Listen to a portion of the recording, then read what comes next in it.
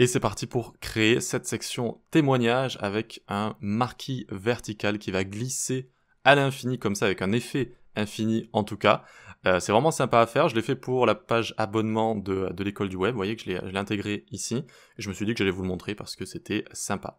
D'ailleurs, vous pouvez vous abonner à l'école du web, j'ai passé ça en abonnement par mois, je trouve ça plus pratique pour tout le monde, et vous avez accès instantanément à tous les cours et à toute la partie entraînement également, tous les cours d'entraînement et tous les cours du parcours front.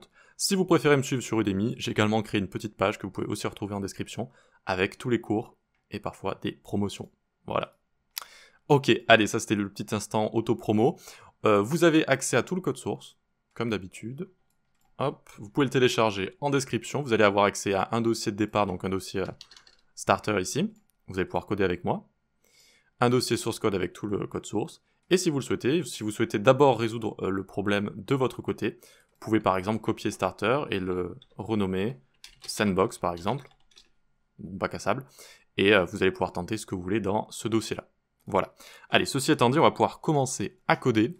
On va s'ouvrir l'index ici et le style, donc rien de fou dans l'index, hein, simplement des polices d'écriture. Et le style ici, donc on a des variables CSS qui vont nous permettre de créer des thèmes. Et vous allez voir qu'on va avoir un thème classique, un thème radioactive green, je l'ai appelé le vert radioactif.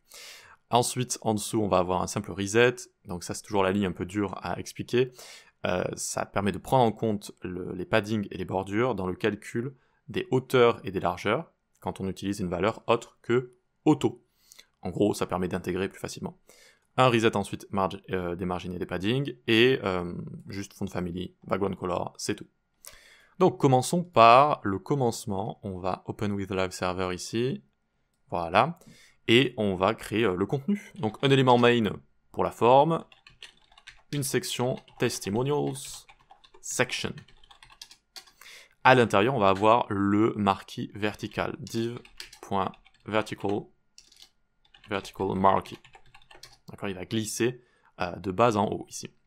Très bien, donc comment ça va se présenter tout ça d'ailleurs? Eh bien, on va avoir en fait dans le marquis deux panneaux avec un contenu qui sera strictement identique. Et on va faire slider vers le haut de moins 50% de ce slider, donc l'entièreté d'un panneau. Donc on va se retrouver au début du second panneau.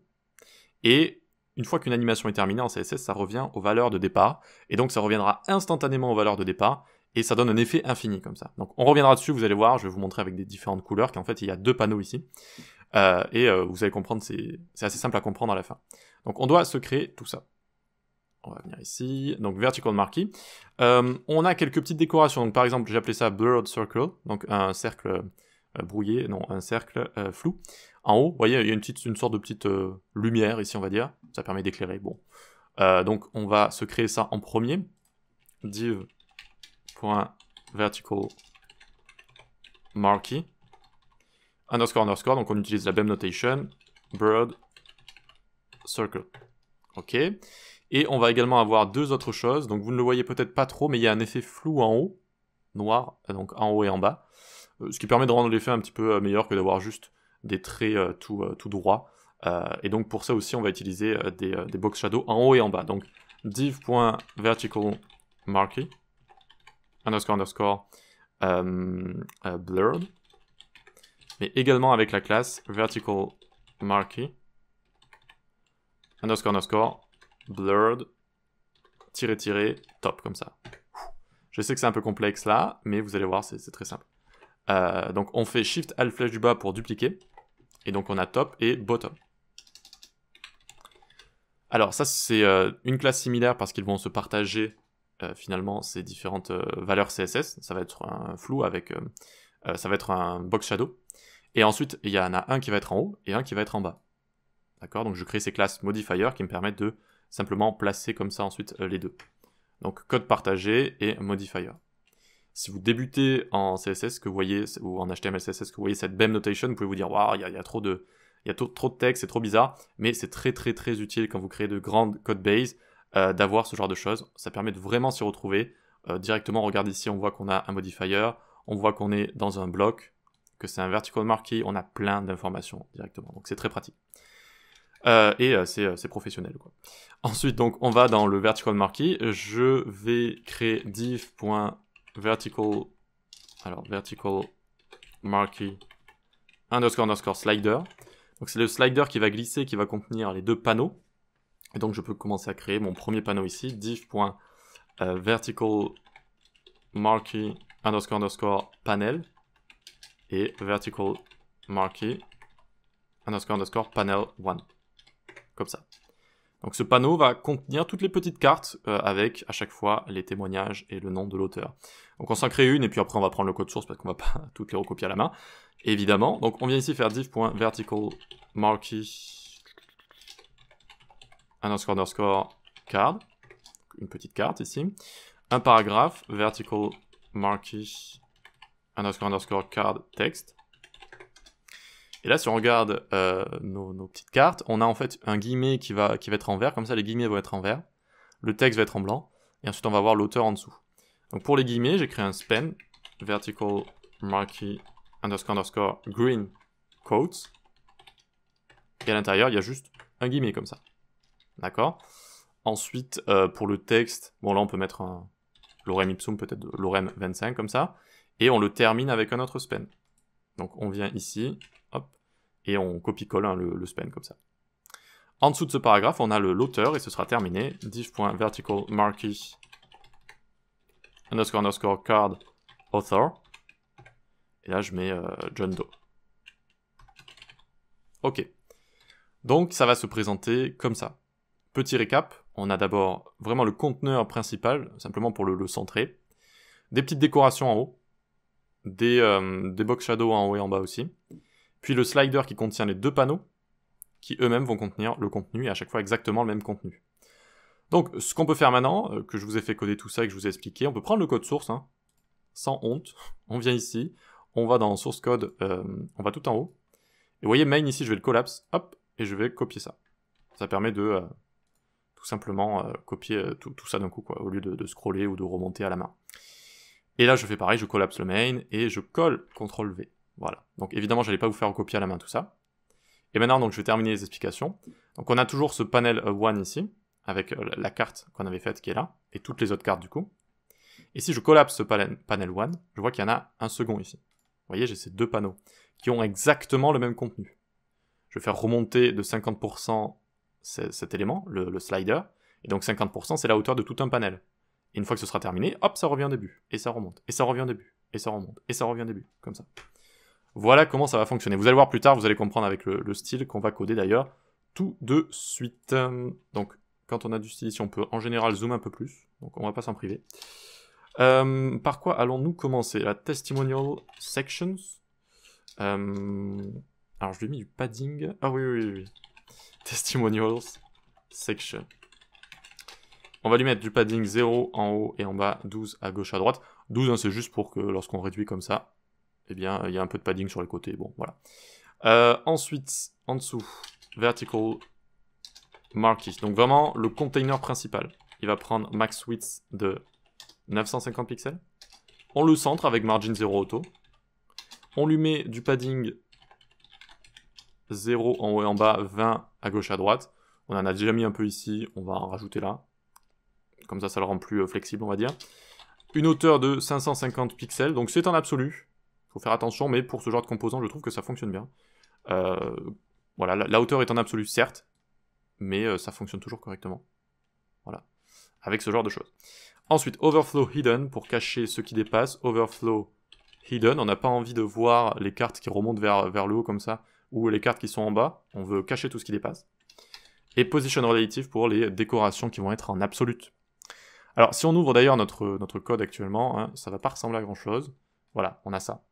On a pour l'instant pas grand chose. C'est normal.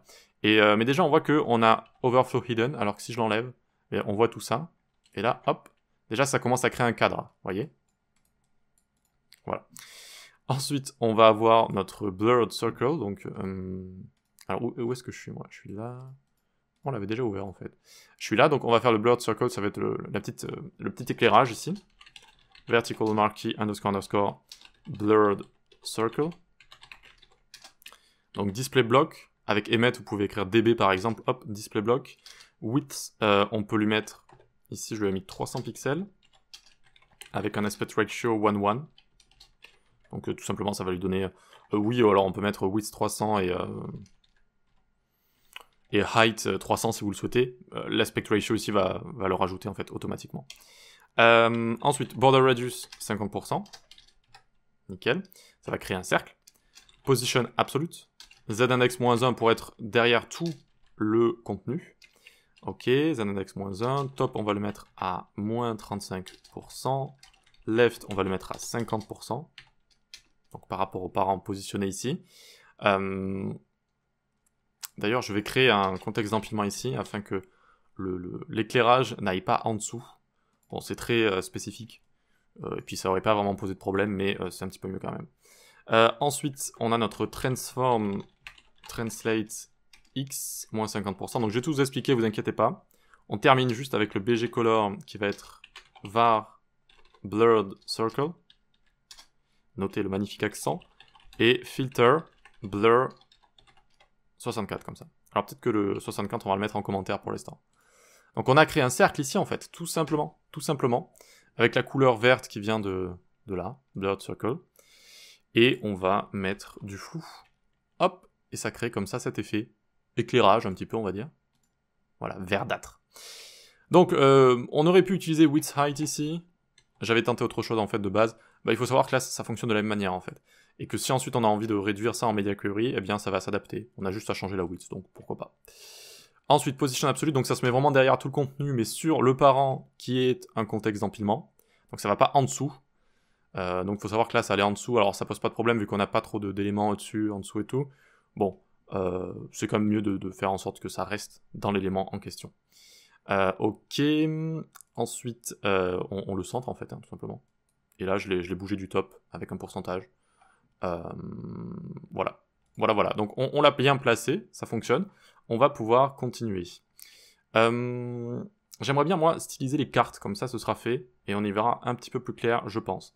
Donc on va commencer ici à faire vertical marquee, underscore card. On va display flex, on va créer des columns. Flex direction, column, ici.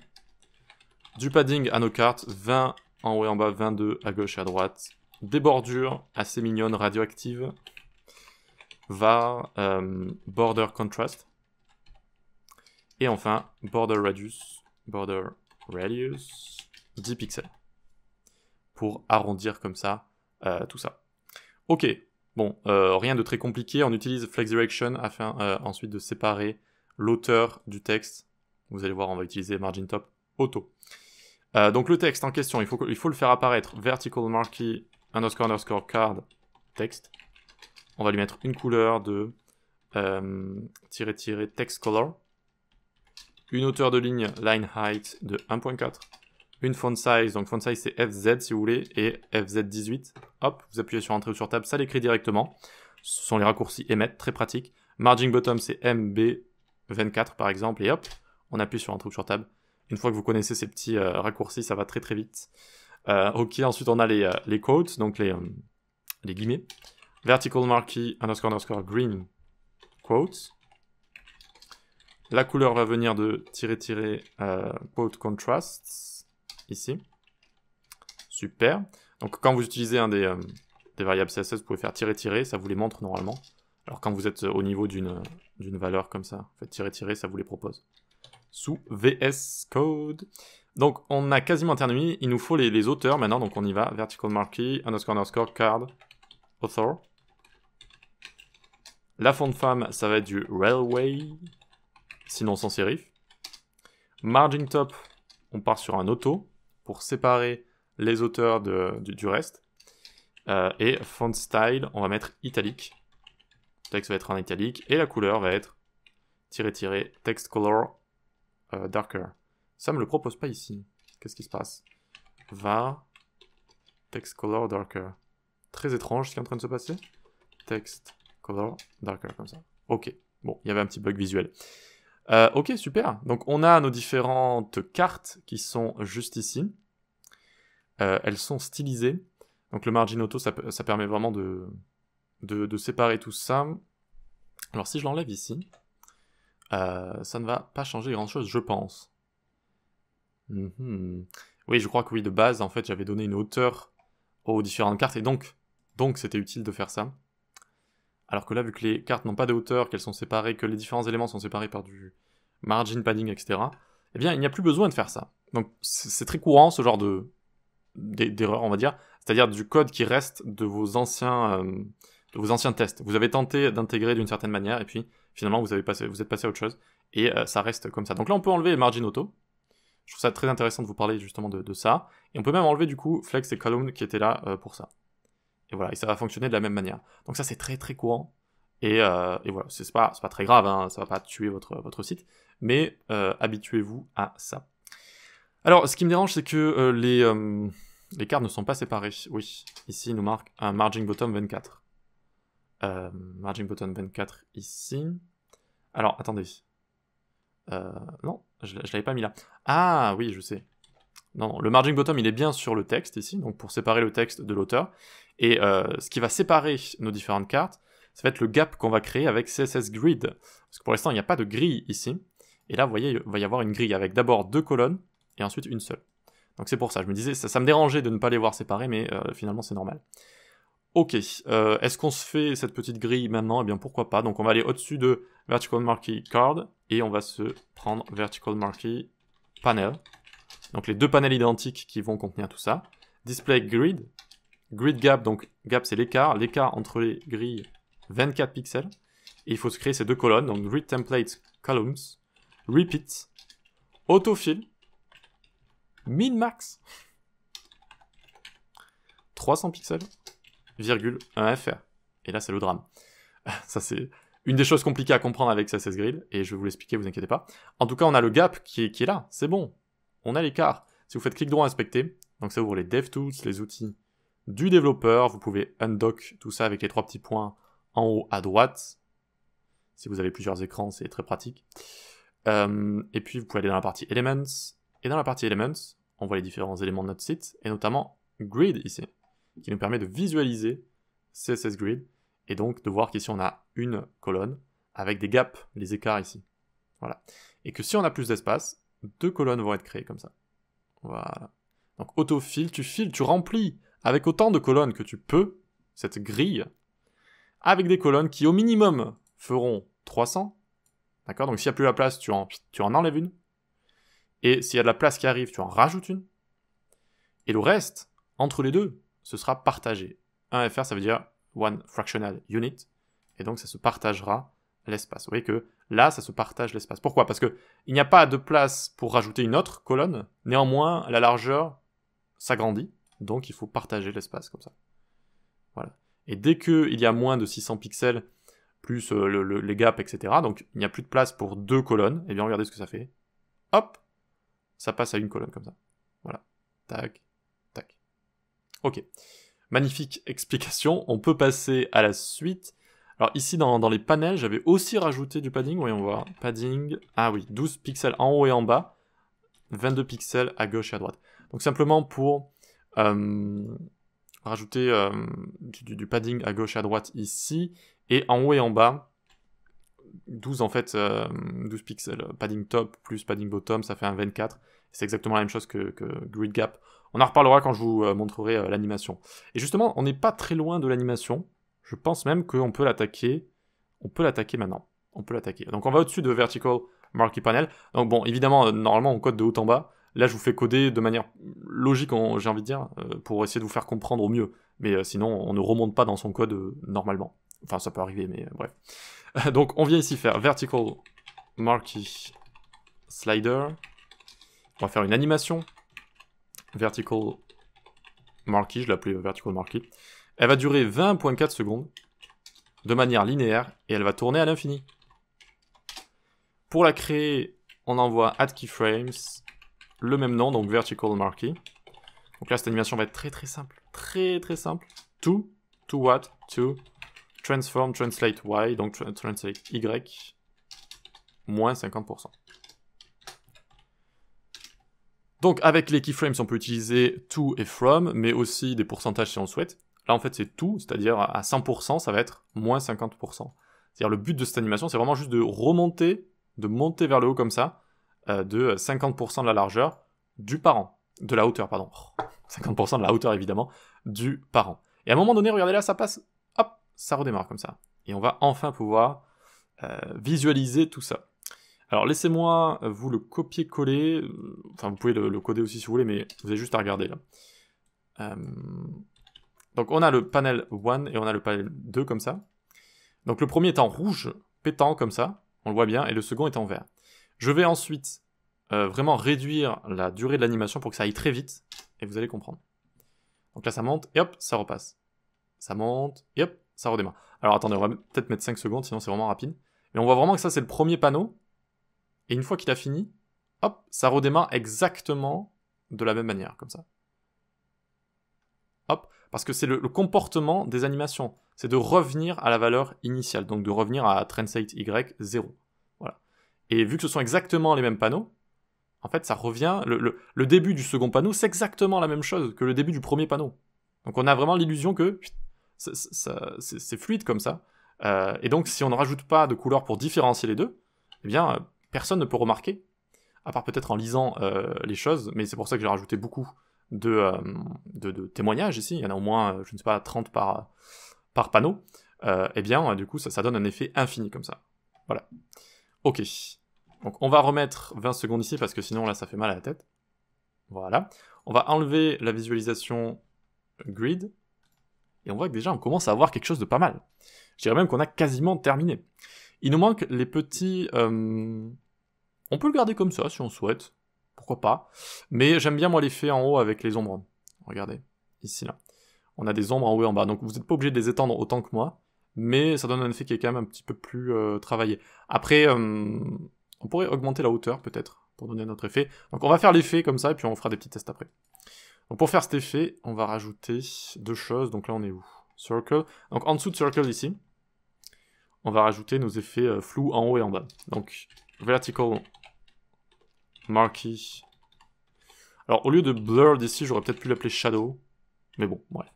Donc, une largeur de 100%, position absolute, z-index 1 pour être au-dessus du contenu.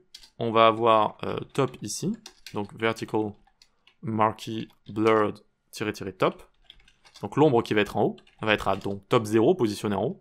Et puis, box shadow. 0 sur X, 10 pixels de flou, 10 pixels sur Y, 10 pixels de flou, 70 pixels de spread, d'étendu, et la variable va être background, --, background. On peut copier ça, et le coller en dessous, et ce sera pour bottom cette fois. Et on va avoir bottom ici, et le box shadow, ça va être 0 sur X, moins 10 pixels sur Y, 10 pixels de flou et 70 pixels de spread comme ça. Et c'est bon, on a cet effet avec une ombre en haut et une ombre en bas. Donc au lieu de background ici, on va essayer de mettre du rouge peut-être, red. Et là on voit en fait ce qu'on a créé. Vous voyez, on voit ce qu'on a créé là. Donc le spread c'est l'étendue de votre ombre. Si j'ai mis ici 70, on peut peut-être mettre 30, vous voyez, 30 pour avoir un effet un peu moins prononcé. Sinon ensuite on a du X, du Y, du flou. Bon. Ok, mais du coup si je mets 30, il faudrait remonter un peu notre lumière là. Donc on va faire var ici, background, tac, voyons voir. Parce que la lumière du coup elle est peut-être un peu trop là, donc c'est notre blurred circle ici. On va le mettre à moins 45, ou moins 40 peut-être. Voilà, parfait. Parfait, parfait. Super. Bien, écoutez, on a quasiment terminé. Je crois que j'avais rajouté un peu de Maya Query à la fin. Mais finalement... Ah, oui. On va avoir un effet intéressant ici. On va avoir un effet intéressant. Regardez. Quand je réduis ici, cette taille, la taille du slider global va augmenter. Et donc en fait, vu qu'elle augmente, cette taille, nos 20 secondes d'animation ici, eh bien, on va devoir faire remonter plus de choses dans le même temps. Donc en fait, ça va être plus rapide. Si vous devez courir, je ne sais pas, je connais pas du tout, mais bon, 1 km en 10 minutes, et si je vous dis de courir 5 km en 10 minutes, il va falloir évidemment courir beaucoup plus vite pour faire les 5 km en 10 minutes. Donc là, c'est la même chose qui se passe. Donc en fait, l'animation ici est plus lente que l'animation là, qui est plus rapide. Peut-être que là, c'est trop rapide. voyez. On n'arrive peut-être pas trop à lire ou c'est un peu trop rapide. Donc ce qu'on va faire tout simplement, eh bien, on va venir ici faire @media max width 1000 pixels, donc en dessous de 1000 pixels. Là, vous faites ce que vous voulez, hein, si vous voulez utiliser min width, max width, vous faites ce que vous voulez. Donc j'avais écrit ça, hop. Donc j'ai tout simplement rajouté 10 secondes d'animation, vu que du coup la hauteur s'est agrandie. On a une plus grande hauteur, donc il nous faut plus de temps pour le faire. Et j'avais fait la même chose en dessous de 500 pixels. J'avais rajouté ici 40 du coup. Voilà, donc on passe de 20 secondes à 30 secondes à 40 secondes parce que la taille s'agrandit. Voilà. Voilà, donc c'est quasiment terminé juste ici en dessous. J'avais écrit vertical marquee underscore card text. On était passé à 16 pixels et MB18. Et vertical marquee card author. On était passé à font size 14 pixels comme ça. Voilà, simplement pour faire des petites cartes. Des plus petites cartes. Peut-être qu'on pourrait baisser un peu le padding aussi. Bon, c'est des détails après, hein, ce sont des détails. Bon, c'est pas très grave. Du coup, on a bien ça qui fonctionne. Là, on a des grands textes. Est-ce qu'on est à 100%? Ouais, on est à 100%. Donc là, on a un grand texte, et ensuite on réduit. Et hop, on passe à un petit texte comme ça. Ok. Ok. Super. Je sais pas pourquoi j'avais rajouté quelque chose comme ça ici. Voyons voir. Padding 0,2. Bon, déjà, Grid Template Columns Auto ici, on n'en a pas besoin vu que ça fait déjà une seule colonne, donc il n'y a pas vraiment besoin. Ici, donc mettons bien ça sur le côté. J'ai l'impression qu'il n'est pas bien sur le côté. Ok. J'aime bien faire ces petits tests avec vous, ça vous montre un peu comment on réfléchit. Donc j'avais mis du padding, j'étais passé à padding 0,2. Donc CTRL F ici pour rechercher, je monte à l'occurrence. Donc on passe de 12,22 à 0,2. Non, pour moi c'est une erreur, je pense. 12 déjà, il faut le garder. 12, il faut le garder, je vais vous expliquer pourquoi. Et 2, à la limite, oui, pourquoi pas. Pourquoi pas. Ça enlève du padding à gauche et à droite, peut-être qu'il y en avait un petit peu trop, c'est vrai. Ouais, 2 on peut le garder, d'accord. Padding à gauche et à droite, on peut en enlever. Ça, non, vu que, en fait, ce qu'il y a entre les deux, là, le gap est de 24 pixels. Et donc, au moment où ça change, et les deux panneaux sont collés, comment vous dire ça? En dessous, ici, on va avoir un padding, donc bottom de 12 pixels. Au-dessus, on va avoir un padding top de 12 pixels. Et donc, ça va, comment dire, ça va créer une sorte de gap, en fait, sans CSS Grid, vu qu'on est entre les deux éléments. Et donc, ça va créer un gap avec exactement les mêmes dimensions qu'ici. Et donc, ça fera en sorte que le changement soit parfait. Voilà. Ça, c'est un vraiment détail. Mais voilà. Du coup, c'est terminé, les amis. C'est bon, on a terminé. On a exactement la même chose, un peu plus haute. J'ai fait remonter un peu les ombres. Finalement, je trouve ça assez sympa. Et voilà. On peut tester du coup le thème que je vous avais mis ici. Donc on a le thème ici radioactif avec le vert. Et on peut avoir un thème light classique. Donc voyons voir. Hop, je copie, je colle. Et vous voyez, on a un thème classique comme ça. Donc c'est juste des nuances de sombre comme ça. On voit ici aussi que finalement, mon DisplayFlex était utile. Quand est-ce qu'il est utile? Quand on a finalement ces grands textes comme ça qui vont rajouter du contenu, qui vont créer de grands contenus comme ça. Eh bien, vous voyez que ça fait un écart comme ça. Donc en fait, j'avais raison, j'avais fait ça pour ça. Ça arrive très souvent, ça aussi. Je supprime un bout de code parce que je me dis, à quoi ça sert? Ça sert à rien. Et finalement, ça servait évidemment à quelque chose. Donc vous allez voir, pour nos cards ici, Display Flex, Flex Direction Column, et Margin Top sur le hauteur ici. Margin Top Auto. Et maintenant, quoi qu'il arrive, quelle que soit la hauteur de nos rangées automatiques, eh bien, l'auteur va toujours être en bas. Vous voyez? Parce qu'il pousse ici à Margin Top Auto dans un environnement avec Flexbox. Et donc, ça crée comme ça une marge automatique ici. Et c'est en bas, quoi qu'il arrive, quelle que soit la hauteur de la rangée. Donc, finalement, ça servait bien à quelque chose. Ça aussi, ça arrive très souvent. Je me dis, mais ça sert à rien, ça. Ça doit être un oubli ou quoi que ce soit. Et finalement, quelques minutes, quelques heures après, je me dis, ah oui, ça servait bien. Ça servait bien à ça. Voilà, donc là, c'est le mode light, qui est pas mal aussi. Assez sympa. Ça me fait penser au site Notion. Vous savez, pour prendre des notes. Voilà, voilà. Eh bien écoutez, j'espère que tout ça vous a plu, likez, partagez, abonnez-vous, ça prend beaucoup de temps de faire tout ça, de faire ces vidéos, etc. Abonnez-vous à l'école du web pour profiter de tous les cours d'entraînement, le parcours Fontaine, etc. et pour me soutenir aussi. Et si vous préférez Udemy, pas de souci, j'ai créé également une petite page ici, avec Next, pour vous montrer tous les cours comme ça. Voilà. Allez, super, on se dit à la prochaine. Rendez-vous sur le Discord, on parle développement web, il y a des exercices, il y a des concours parfois. Je vais créer aussi un salon code review avec des revues de code pour utiliser Git, GitHub, etc. pour faire des revues. Et puis c'est bon. La newsletter en description et c'est bon. Allez, ciao.